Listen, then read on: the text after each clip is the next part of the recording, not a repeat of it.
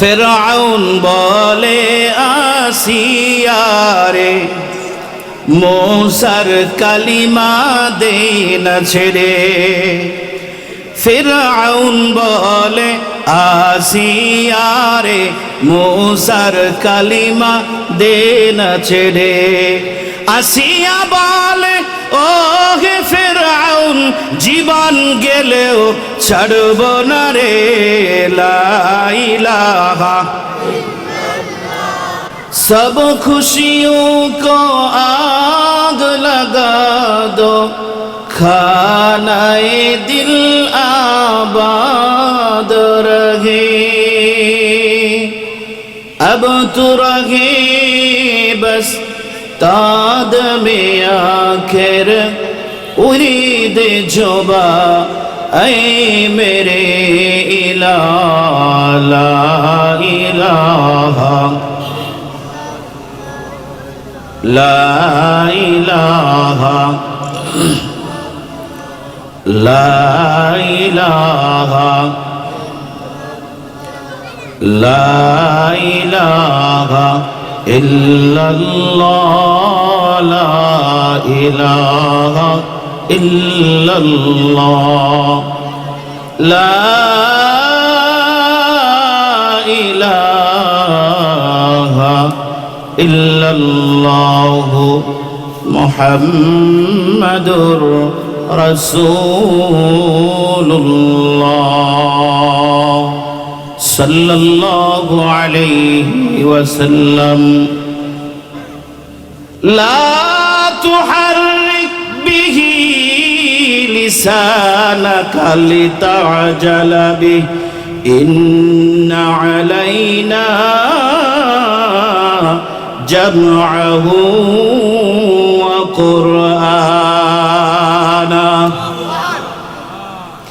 अल्लाह रब्बुल आलामीन बोलेन ला तुहर्रिक হে নবী আপনার জিহ্বাকে আপনি এত তাড়াহুড়া করাইবেন না যেই কোরআন আমি আল্লাহ পাক রব্বুল আলামিন আপনার উপরে নাজিল করেছি এই কোরআনে কারীমটা পড়ার জন্য আপনি তাড়াহুড়া ব্যস্ততা করার কোনো দরকার নাই কেননা আমি আল্লাহ আপনার উপরে যেই কোরআনে কারীম নাজিল করি সেটা আপনার কানে শোনার জন্য নয় আমি আল্লাহর একটা দায়িত্ব হলো আমি আপনার দিলের ভিতরে এই কোরআনটা গাইথা দেব সুবহানাল্লাহ বর্তমান কিছু নব্য নাস্তিক আর মুরতাদ বের হয়েছে ভালো করে খেয়াল করেন বর্তমান নব্য কিছু নাস্তিক আর মুরতাদ বের হয়েছে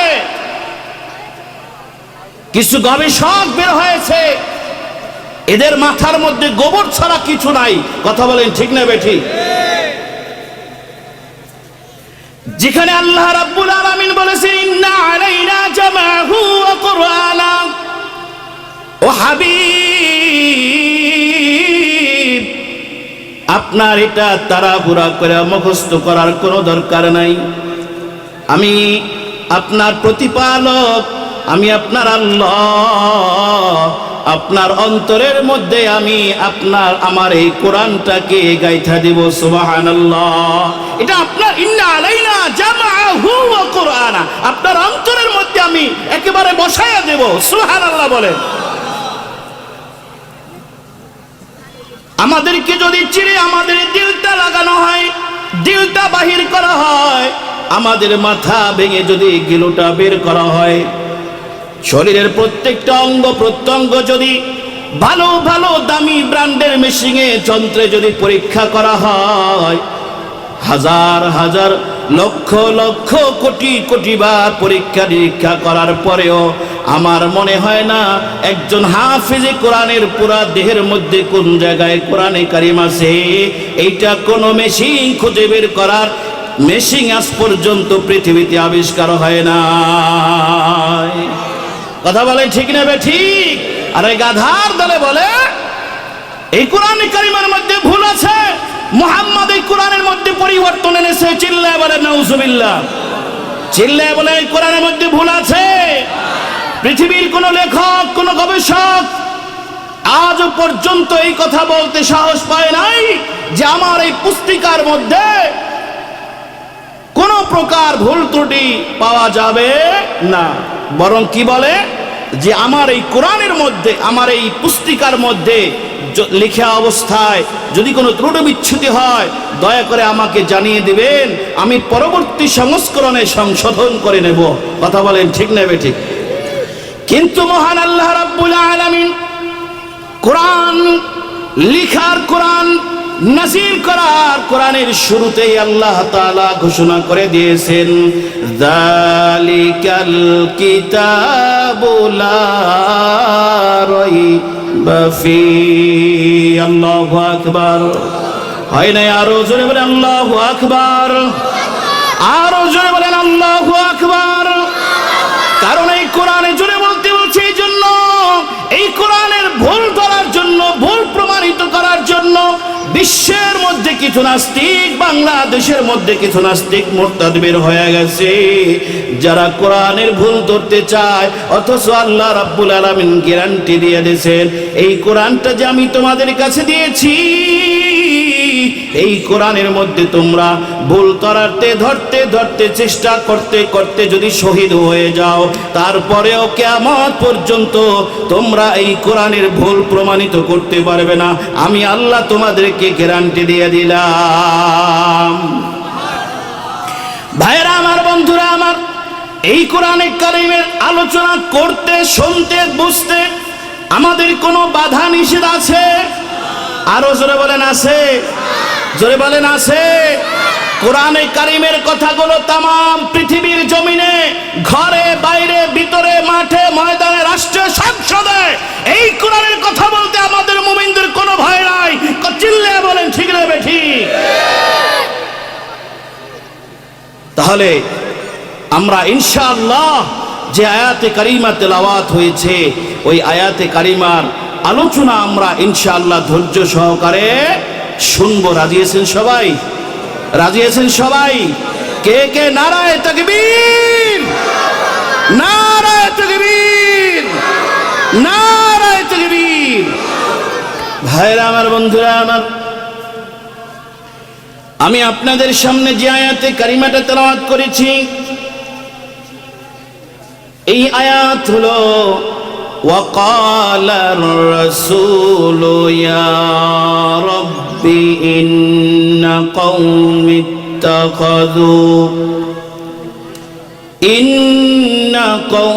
اتخذوا هذا القرآن مهجورا। আপনাদের স্বীকৃতি অনুযায়ী চির সত্য কথা হলো, এই কোরআনে কারিমটা যেদিন কথা বলা শুরু করবে, সেই দিন আপনার আমার মধ্যে, আপনার আমার মতো অনেক মানুষ আল্লাহ তাআলার দরবারে আসামি হয়ে যাবে। ঠিক নেবে ঠিক? ঠিক নেবে ঠিক? এই আয়াতে কারিমার মধ্যে আল্লাহর নবী মুহাম্মদুর রাসূলুল্লাহ সাল্লাল্লাহু আলাইহি ওয়াসাল্লাম কিয়ামতের ময়দানে আল্লাহ রাব্বুল আলামিনের দরবারে নালিশ দিবেন, মামলা দিবেন। আল্লাহর রাসূল বলবেন ওয়াকালার রাসূল, আল্লাহর নবী বলবেন ইয়া রাব্বি, হে আমার রব, ইন্না কওমি ইত্তাখাযু, হে আমার রব, নিশ্চয়ই আমার কওমরা এই কোরআনটাকে গ্রহণ করেছে, হাযাল কোরআনা, এই কোরআনটাকে গ্রহণ করেছে মাহজুরা, একেবারে বিক্ষিপ্ত অবস্থায়, একেবারে অবহেলা অবস্থায় গ্রহণ করেছে। এই কোরআন মানে নাই, কোরআনে যা বলেছে তা মানে নাই, কোরআনের প্রতি প্রেম ভালোবাসা দেখায় নাই, কোরআনকে মহব্বত করে নাই, নিজের পরিবারে কোরআনের আইন চালু হয় নাই, নিজের সমাজে কোরআনের আইন চালু হয় নাই, নিজের রাষ্ট্রে কোরআনের আইন চালু করে নাই। আল্লাহর নবী কিয়ামতের ময়দানে মামলাটা কার কাছে দেবেন? চিল্লায় কোন, আরো জোরে বলেন, মামলাটা কার দরবারে হবে? আরো জোরে বলেন, কার দরবারে হবে? মামলাটা করবেন কে? মুহাম্মদুর রাসূলুল্লাহ সাল্লাল্লাহু সাল্লাল্লাহু আলাইহি ওয়াসাল্লাম আল্লাহর নবী যার বিরুদ্ধে মামলা করবেন আপনি মনে করছেন সে কি জান্নাতে চলে যাবে? কথা কয় না? হাই হাই রে, আপনি মনে করছেন সে জান্নাতে যাবে? আল্লাহর নবী মামলা করবেন, এই পৃথিবীর জমিনে তার উম্মতের মধ্যে যারা রয়েছে এই কোরআনটাকে বিক্ষিপ্তভাবে গ্রহণ করেছে, মাঝে মধ্যে নামাজ পড়েছে, মাঝে মধ্যে মন চাইলে ছেড়ে দিছে, এই কোরআনটাকে হালাল হারাম মানে নাই। কোরআনে বলছে সুদ হলো হারাম আর ব্যবসা হলো হালাল। যারা সুদের কারবার করে, যারা ঘুষ খায়, এই সমস্ত লোকেরা কি এই ওয়াজ জানে না যে ঘুষ খাওয়া আল্লাহ নিষেধ করছেন, সুদ খাওয়া আল্লাহ নিষেধ করছেন? কি বলেন, জানে না? কথা কেন আপনারা সাক্ষী দেন না কেন? এই ওয়াজ তারা জানে না? জানে। আপনি তাদেরকে যদি বলেন ভাই ঘুষ খাও কেন, তা আপনার 1 ঘন্টা ওয়াজ করে ছেড়ে দিবে। কথা বলেন ঠিক না? ঠিক। আপনি কিন্তু আগেই বলছেন এই কোরআনের কথা বলতে কোনো ভয় মুমিনদের থাকতে পারে। আমি কিন্তু আটকাই দিছি আপনারে, টের পাইছেন? আমি যা বলবো যদি কোরআন থেকে বলি তাহলে আপনার সেটা সত্যায়িত করতে হবে। আপনি যদি বলেন ঠিক তাহলে সেটা সত্যায়িত হবে। কথা বলেন ঠিক না ঠিক? আর যদি আপনি ঠিক নাও কন তাহলে কোরআন, আল্লাহর নবী কোরআনকে নিয়ে আল্লাহর দরবারে আপনার বিরুদ্ধে মামলায় দাঁড়ায় যাবে। আল্লাহর নবী বলবেন হে আমার রব, মাহফিলে গেছিল, কোরআনের কথা সত্য কথা বলছিল, ওই সময় জবান টানাইরা আপনার কোরআনের পক্ষে থাকে নাই, আজ আমি তার জন্য মামলা দিয়ে দিলাম। রেহাই হবে? রেহাই হবে? রেহাই হবে না। এজন্য বাবারা, বন্ধুরা আমার, আমি আপনাদের যে কথাটা বুঝাইতে চাইতেছি, এই কথাটা আল্লাহর নবী কিয়ামতের ময়দানে কেন মামলা দিবেন, কার বিরুদ্ধে মামলা দিবেন, এটা জানার দরকার আছে না নাই? কার কার বিরুদ্ধে আল্লাহর নবী মামলা দিবেন এটা আমাদের জানতে হবে। এটা জানতে হলে আরো 2টা আয়াত আগে যেতে হবে।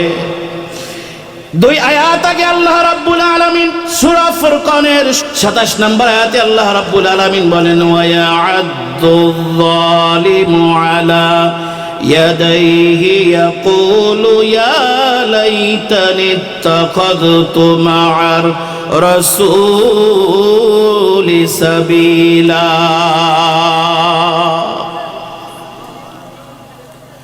ইয়া ওয়াইলাতা লাইতানি লাম আত্তাখিয ফুলানান খলিলা।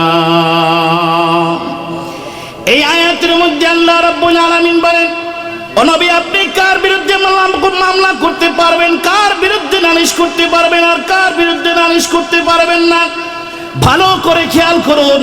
এই পৃথিবীতে, এই সমাজে, এই রাষ্ট্রে আমরা সবাই বসবাস করি। কেউ ধনী, কেউ গরিব, কেউ ভালো, কেউ খারাপ। কথা বলেন ঠিক না বেঠিক? কেউ কালো, কেউ সুন্দর, কেউ লম্বা, কেউ বেটে, আছে না নাই? সব মানুষগুলো মিলে যখন একটা সমাজ হয়, আল্লাহ রাব্বুল আলামিনের হাসরের ময়দানটা এমন হবে, এই কালো মানুষগুলো হাসরের ময়দানে থাকবে, আর লম্বা মানুষগুলো হাসরের ময়দানে থাকবে, সুন্দর মানুষগুলো হাসরের ময়দানে থাকবে, বেটে মানুষগুলো হাসরের ময়দানে থাকবে, লম্বা মানুষগুলো হাসরের ময়দানে থাকবে, মোটা মানুষগুলো হাসরের ময়দানে থাকবে, চিকন মানুষগুলো হাসরের ময়দানে থাকবে, ধনী মানুষগুলো হাসরের ময়দানে থাকবে, গরিব মানুষগুলো হাসরের ময়দানে থাকবে। চিল্লায় কোন ঠিক না ঠিক? আলেম মানুষগুলো হাসরের ময়দানে থাকবে, মুয়াজ্জির মানুষগুলো হাসরের ময়দানে থাকবে, সাধারণ মানুষগুলো হাসরের ময়দানে থাকবে, নেতা নেত্রী মানুষগুলো হাসরের ময়দানে থাকবে। হাসরের ময়দান থেকে আল্লাহ রাব্বুল আলামিনের কোনো বান্দা বান্দি, কোনো মাখলুক রেহাই পাবে না। কথা বলেন ঠিক না ঠিক? এ বাবা, ভালো করে বোঝেন, এই আয়াতের মধ্যে আল্লাহ তাআলা নবীজিকে বলে দেয় ও আমার হাবিব, আপনি কার বিরুদ্ধে মামলা করতে পারবেন, কার বিরুদ্ধে মামলা করতে পারবেন না। আল্লাহ রাব্বুল আলামিন বলে যার বিরুদ্ধে মামলা হয়ে যাবে কিয়ামতের ময়দানে, তারা কি অবস্থায় দাঁড়াবে, কি অবস্থায় থাকবে, এই দুইটা আয়াতের মধ্যে আল্লাহ তাআলা বলে দিয়েছেন। চিল্লায় বলেন সুবহানাল্লাহ। আল্লাহর নবী কিয়ামতের ময়দানে যাদের বিরুদ্ধে মামলা করবেন সেই কথা আমি কিছুক্ষণ আগে বলেছি। যারা এই কোরআনকে বিক্ষিপ্তভাবে গ্রহণ করবে, যারা এই কোরআনের কিছু হুকুম মানবে, কিছু হুকুম মানবে না, যারা এই কোরআনের শাসন কায়েম হোক এটা চায় না, যারা এই কোরআনের বিপক্ষে চলে যায়, যারা কোরআনের বিপক্ষে দাঁড়ায়, যারা কোরআনের তাফসীর মাহফিল বন্ধ করতে চায়, কথা বলেন ঠিক না ঠিক? এদের বিরুদ্ধে কোরআনের, এদের বিরুদ্ধে আল্লাহর দরবারে হাসরের ময়দানে মামলা করবেন কে? চিল্লায় বলেন মুহাম্মাদুর রাসূলুল্লাহ। সবাই পড়ুন সাল্লাল্লাহু আলাইহি ওয়াসাল্লাম। আর তাদের অবস্থাটা কেমন হবে আল্লাহ তাআলা বলেন, ওয়া ইয়াউমা ইয়া'আদ্দুয যালিমু আলা ইয়াদাইহি ইয়াকুলু ইয়া লাইতানি ইত্তাখাযতু মা'আর রাসূলি সাবিলা। আল্লাহ রাব্বুল আলামিন বলেন, হাবিব আমার, আপনি হাসরের ময়দানে যার বিরুদ্ধে মামলা করবেন তার এক নম্বর সিফাত, তার এক নম্বর নাম হলো সে জালেম। সে কি? আর জোরে বলেন, তাকে কি বলবেন আল্লাহ? জালেম।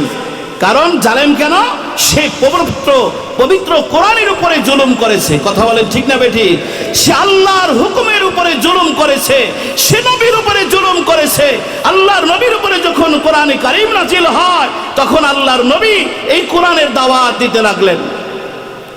তখন যারা কালিমা পড়ছে আল্লাহর নবী তাদেরকে হাসরের ময়দানে সুপারিশ কইরে কইরা জান্নাতে নিয়ে যাবে। চিল্লায় বলেন সুবহানাল্লাহ। কিয়ামতের ময়দানে আল্লাহর নবী সিজদায় পড়ে যাবেন। সিজদায় পড়ে চোখের পানি ছেড়ে দিয়ে কাঁদতে থাকবেন। আল্লাহর নবী চোখের পানি ছেড়ে দিয়ে যখন কাঁদবেন, আল্লাহ তাআলা বলবেন, হাবিব আমার, আপনি কেন কাঁদেন? আজ হাসরের ময়দানে আপনি মাকামে মাহমুদের অধিকারী। চিল্লায় বলেন সুবহানাল্লাহ। আপনার খুশির কোনো শেষ নাই। আমি আল্লাহ তাআলা আরশে কুরসির উপরে বসে আছি, আপনার জন্য মাকামে মাহমুদ রেডি করেছি। আপনি আসেন। সিজদায় পড়ে কেন কাঁদেন? মাকামে মাহমুদে চলে আসেন। আল্লাহ রাব্বুল আলামিনের কাছে নবীজি বলে, আল্লাহ,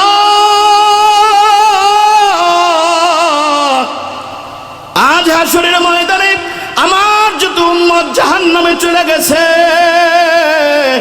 আমার উম্মতরে জাহান্নামে রাইখা আমি মাকামে মাহমুদে যাব না। আমার উম্মতরে জাহান্নামে রাইখা আমি নবী জান্নাতের মধ্যে প্রবেশ করব না।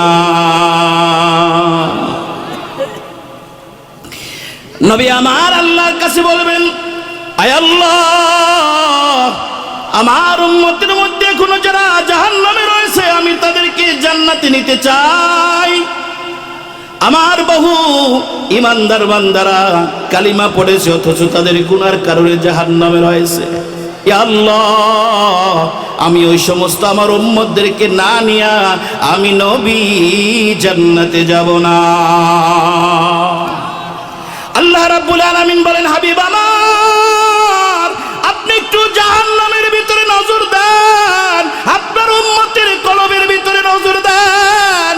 আপনার যে উম্মতের কলবের মধ্যে সরিষার দানা পরিমাণ ঈমান রয়েছে আপনি তাদেরকে উঠাইয়া জান্নাতের মধ্যে নিয়ে যান। সুবহানাল্লাহ, সুবহানাল্লাহ। কালকে বাড়ি যেই বললেন, চিল্লায় বলেন সুবহানাল্লাহ। আল্লাহর নবী সরিষার দানা পরিমাণ ঈমানওয়ালাদেরকে জান্নাতে দিয়ে দেবেন। চিল্লায় বলেন সুবহানাল্লাহ। আল্লাহর নবী আবার সিজদায় পড়ে কাঁদবেন। আল্লাহ তাআলা জিজ্ঞাসা করবেন, হাবিব আমার, কেন আপনি কাঁদতেছেন? আল্লাহ রাব্বুল আলামিনের কাছে নবী বলবে, আয় আল্লাহ, আমার এখনো কিছু কালিমাওয়ালা মুসলমানরা জাহান্নামের মধ্যে, আগুনের মধ্যে শাস্তি পাইতেছে। আল্লাহ রাব্বুল আলামিন বলবেন, হাবিব আমার, আপনি মাথা উঠান, আপনার কান্না আজকে হাসরের ময়দানে শোভা পায় না। আল্লাহ রাব্বুল আলামিন ডেকে বলবেন, হাবিব আমার, আপনি আপনার উম্মতের কলবের মধ্যে তাকান, যার অন্তরের মধ্যে আধা সরিষার দানা পরিমাণ ঈমান রয়েছে, তাকে নিয়ে আপনি জান্নাতে দিয়ে আসেন। চিল্লায় বলেন সুবহানাল্লাহ।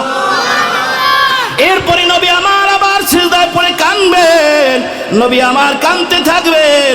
আল্লাহ রাব্বুল আলামিন বলেন, হাবিব আমার আপনি আবার কেন কাঁদতেছেন? বারবার হাসরের ময়দানে কাঁদেন, আমি আল্লাহর কিন্তু ভালো লাগে না।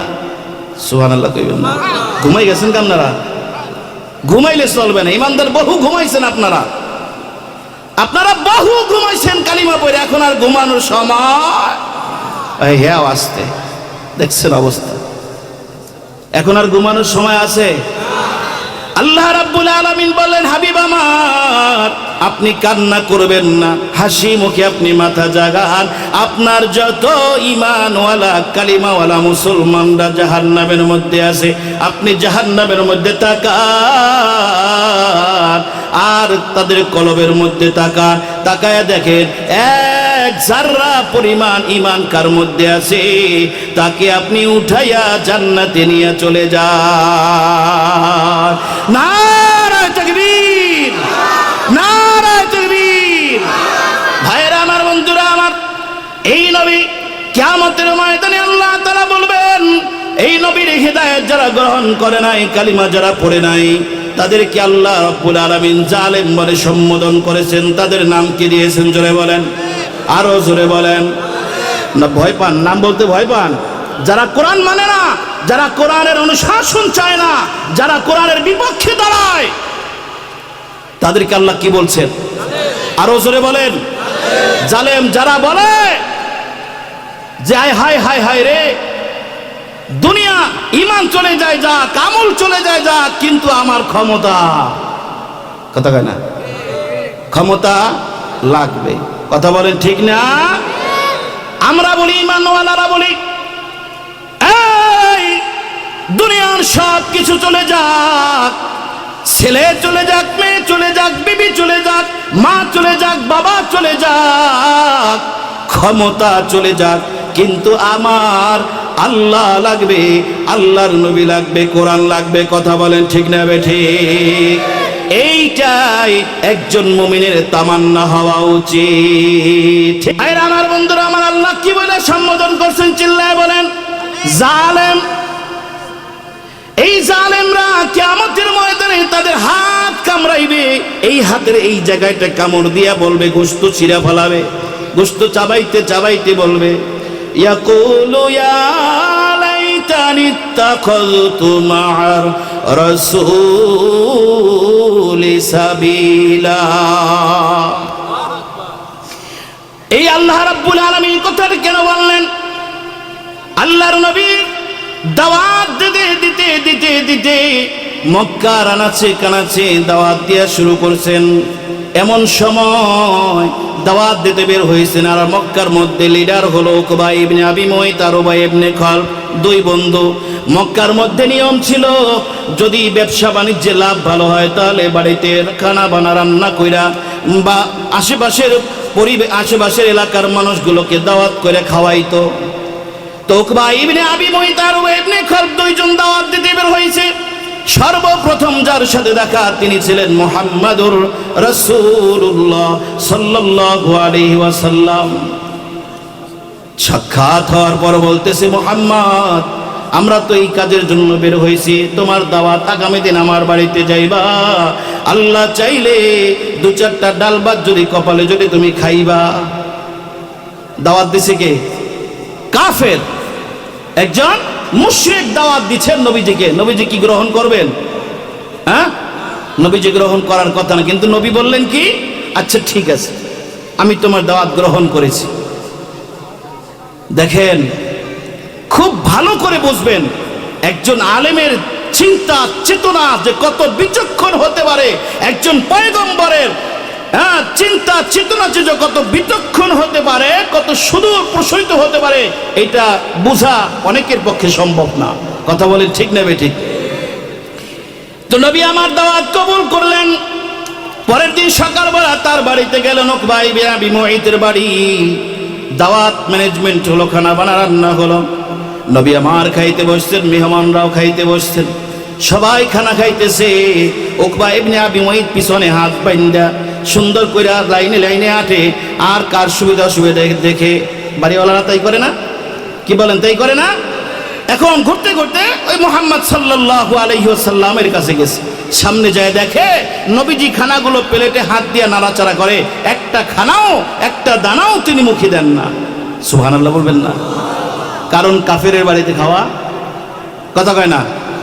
হেরা যদি টাকা পয়সা দিয়ে আর একবারই পাক করে দেয়, হ্যাঁ, কে এটা তো আপনারা জায়েজ বানাই লইছেন। লা ইলাহা ইল্লা আনতা সুবহানাকা ইন্নী কুনতু মিনাল। ভাইরা আমার, বন্ধুরা আমার, আল্লাহর নবী খানাগুলো দেখেন কত কৌশল নবীজির। আল্লাহর নবী খানাগুলো নাড়াচাড়া করেন কিন্তু খায় না। উকবা ইবনে আবি মুঈত জিজ্ঞাসা করে, মুহাম্মদ তুমি কেন খাও না? বলে, ভাই রে, তুমি আমার একটা প্রশ্নের উত্তর দাও। লক্ষ্য করুন, উকবা ইবনে আবি মুঈত বলে, মুহাম্মদ আপনি কেন খানা খান না? তখন আল্লাহর নবী বলে, ভাই রে, তোমার আমার যদি কোনো ভাই আগুনের মধ্যে পড়ে ছারখার হতে থাকে, এই সময় কি তুমি খানা খাইতে পারবা? বলে, না, খানা খাইতে পারবা না। তখন মুহাম্মদ সাল্লাল্লাহু আলাইহি ওয়াসাল্লাম বলে, তাহলে তুমি যে কালিমা না পড়ার কারণে জাহান্নামের আসামি হয়ে রয়েছো, আর তোমাকে জাহান্নামে রেখে আমি কোনোদিন তোমার বাড়িতে খানা খাইতে পারি না। উকবা, যদি এখন কালিমা আমার সামনে তুমি পড়তে পারো, তাহলে আমি নবী তোমার বাড়িতে খানা গ্রহণ করব। কালিমা গ্রহণ করব, ঠিক আছে, আমি কালিমা পড়ে নিলাম, লা ইলাহা ইল্লাল্লাহু মুহাম্মাদুর রাসূলুল্লাহ। মুহাম্মদ তুমি এবার খানা খাও। নবীজি খানা খাইলেন, বাড়িতেও চলে গেলেন। এখন এই যে মজলিসের মধ্যে কালিমা পড়ছে, এটা তো সব জায়গায় মক্কার অলিতে গলিতে ছড়ায় গেছে, কথা বলেন ঠিক না? ছড়ায় গেছে। উবাই ইবনে খালফ যখন এই কথাটা শুনেছে, উকবা কালিমা পড়ে মুসলমান হয়ে গেছে, বন্ধুর কাছে গেছে, বলে, বন্ধু, কালিমা পড়েছো, মুহাম্মাদের ধর্ম গ্রহণ করেছো, আজ থেকে তোমার সাথে আমার বন্ধুত্বের সম্পর্ক শেষ হয়ে গেল, আর কোনোদিন আমার সাথে দেখা করার চেষ্টা করবে না। বলে, বলো কি? আমি তো আসলে অন্তর থেকে কালিমা পড়ি নাই, মুহাম্মদকে খানা খাওয়ানোর জন্য কালিমা পড়েছি, আমি বিশ্বাস করি না। যদি তুমি কালিমা দিল থেকে অন্তর থেকে নাই পড়ে থাকো, তাহলে যাও যাও যাও, সকালবেলা গিয়ে তুমি মুহাম্মাদের কালিমা মুহাম্মদকে ফেরত দিয়ে আসবা।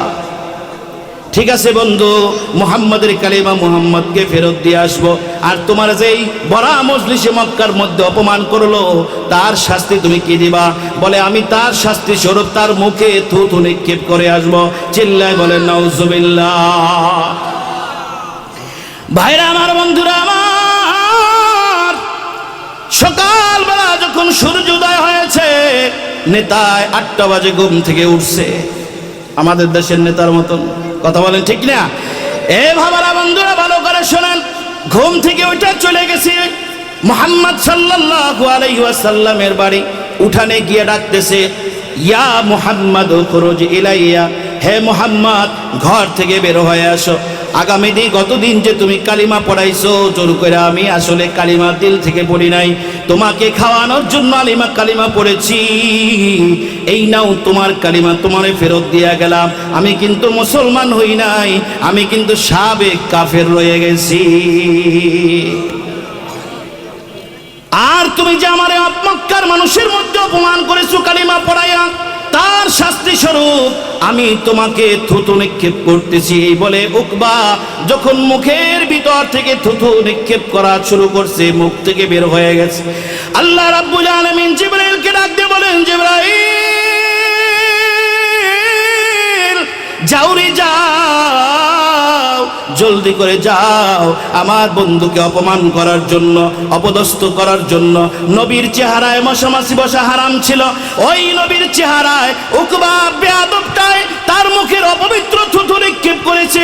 যাও জিবরাইল যায়া ওই চেহারাটাকে আগুনের পোটলা বানাইয়া তার চেহারার মধ্যে নিক্ষেপ করে দাও, কারণ যেই কোরআনের বাতি আল্লাহ দুনিয়াতে জ্বালাইছেন, যেই হেদায়েতের বাতি আল্লাহ তাআলা দুনিয়ার জমিনে বানাইছেন, ওই হেদায়েতের বাতি যেই নিভাইতে আসবে, কোরআনের অনুশাসন যে বন্ধ করতে চাইবে, কোরআনকে যে বন্ধ করতে চাইবে, তাফসীর মাহফিল যে বন্ধ করতে চাইবে, তার জবাব স্বয়ং আল্লাহ দিবেন। কথা বলেন ঠিক না বেঠিক? এর হাজার হাজার প্রমাণ তোমরা ইতিমধ্যে বাংলাদেশে দেখেছ। কথা বলেন ঠিক না বেঠিক? জিবরাইল আইসা ওই এই থুথুটাকে আগুনের পোটলা বানায় উকবা ইবনে আবি মুইতের চেহারায় নিক্ষেপ করেছে। ওই চেহারাকে আল্লাহ তাআলা ঝাপসা করে দিয়েছেন, জল সে বানায় দিয়েছেন। কবি বলেন চেরা গেরা কে ইজাদ বা ফরুজাদ কাছে কাশতফ জানাদেরি সাজব সুজাদ। চিল্লায় বলেন সুবহানাল্লাহ। যেই হেদায়েতের নূর আল্লাহ তাআলা দুনিয়ার জমিনে দিয়েছেন, ওই হেদায়েতের নূর যে বন্ধ করতে চাইবে, ওই হেদায়েতের নূরকে যে অপমান করতে চাইবে, তাকে আল্লাহ তাআলা জাহান্নামের আগুন দিয়ে জ্বালায়া সারখার করে দিবেন। কথা বলেন ঠিক না ঠিক? এই সমস্ত জালেমরা কিয়ামতের ময়দানে এই উকবা ইবনে উবাই ইবনে খল এবং তার যারা কিয়ামত পর্যন্ত অনুসারী হবে, তারা সবাই কিয়ামতের ময়দানে তার হাত কামড়াইতে কামড়াইতে হাসরের ময়দানে উঠবে আর বলবে, ইয়াকুলু ইয়া লাইতানি ইত্তাখাযতু মা'আর রাসূলি সাবিলা। হায় আফসোস, আমি যদি আমি যদি সেদিন মা'আর রাসূলি সাবিলা, আল্লাহর নবীর পথ, আল্লাহর নবীর কোরআন, আল্লাহর নবী আনিত ধর্ম, আমি যদি আল্লাহর নবীর আনিত হেদায়েত গ্রহণ করতাম, তাহলে আজ আমার এই আফসোস করা লাগতো না, কিয়ামতের ময়দানে আল্লাহর নবীর মামলার আসামি হওয়া লাগতো না। কথা বলেন ঠিক কিনা? এই জালেমরা আরো বলবে, ইয়া ওয়াইলাতা লাম আত্তাখিয ফুলানান খলিলা। চিল্লায় বলেন আল্লাহু আকবার। এই জালেমেরা আরো বলবে, ইয়া লাইতানি, হায় আফসোস, ইয়া ওয়াইলাতা লাইতানি, হায় কি হয়ে গেল, হায় কি আফসোস হয়ে গেল, ইয়া লাম আত্তাখিয ফুলানান খলিলা। কিয়ামতের ওই দুনিয়াতে যদি আমি উকবা ইবনে আবি মুইতের, আমি উবাই ইবনে খলফকে বন্ধুরূপে গ্রহণ না করতাম, তাহলে আজ কিয়ামতের ময়দানে আমার এমন বিপদে পড়া লাগতো না, আমার মামলার আসামি হওয়া লাগতো না, আমার নিজের হাত নিজে কামড়াইয়া আফসোস করা লাগতো না। কথা বলেন ঠিক না বেঠিক? আমি আপনাদের কাছে জানতে চাই, এই দুনিয়াতে কি আপনারা সবাই চিরদিন বেঁচে থাকবেন? জোরে বলেন। যারা কয় না হেরা মনে হয় থাকতে চায়, পারবো? জোরে গান পারবে? থাকা যাবে? ডাক্তার আছে না, আইসিইউ আছে না? পৃথিবীর কোন ডাক্তার কোন আইসিইউতে মৃত্যুকে ঠেকায় রাখতে পারবে না। কথা বলে ঠিক কি না? ভাইরা আমার, আপনি ঠিক কন আর না কন, মরণ আপনার লাগবে। কথা কয় না? মরণ আপনার লাগবে।